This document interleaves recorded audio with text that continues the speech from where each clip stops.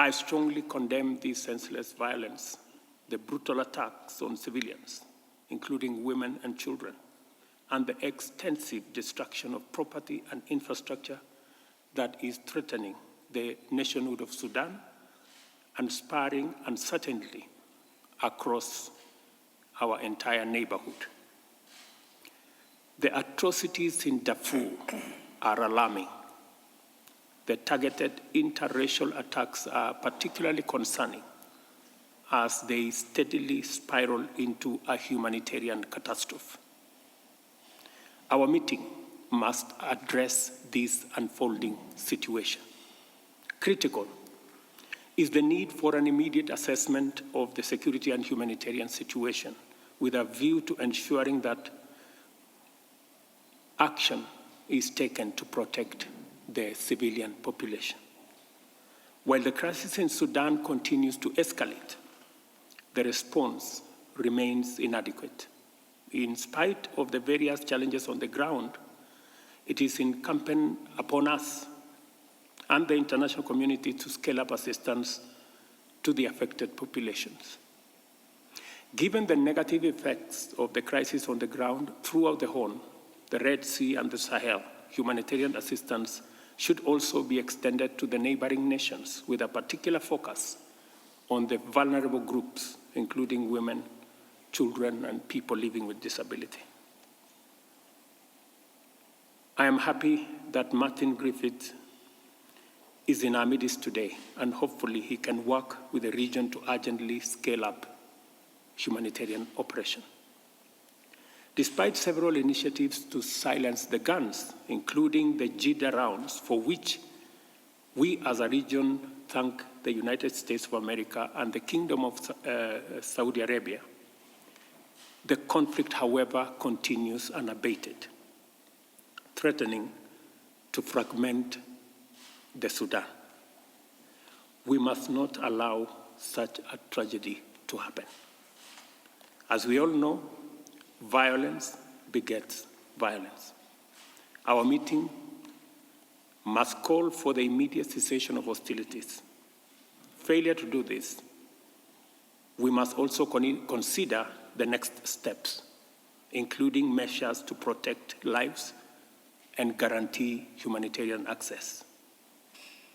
Our mechanism also has a mandate to undertake concrete steps in support of an inclusive civilian Sudanese process towards sustainable peace. Our meeting needs to pave way for an unconditional ceasefire that facilitates unhindered humanitarian access and ensures protection of civilians, stops loss of life, destruction of property, and critical infrastructure, and enables the people of Sudan to access public services. Secondly, the structured commencement of 3 pathways towards conflict resolution and the restoration of the voice and aspirations of the people of Sudan for a democratic transition. And I recommend as follows. Track 1, establishment of safe humanitarian corridors. 2, mediation between the leadership of SAF and RSF so that we can stop the war. And number 3, commencing all-inclusive dialogue aimed at restoring Sudan to democratic governance. I believe this approach reinforces the search for peace and will allow progress that lays a firm foundation for a peaceful and stable Sudan.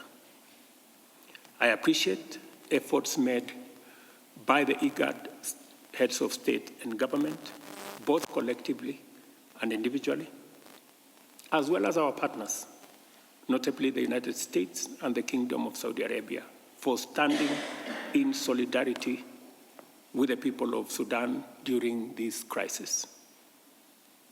We cannot fail in this endeavor.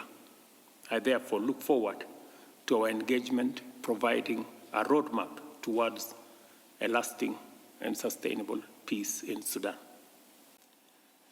On 12th of June 2023, the IGAD Assembly of Heads of State and Government, having considered the situation in Sudan, established a high-level IGAD mechanism of 4, the Quartet, to engage in an effort to resolve the situation in Sudan.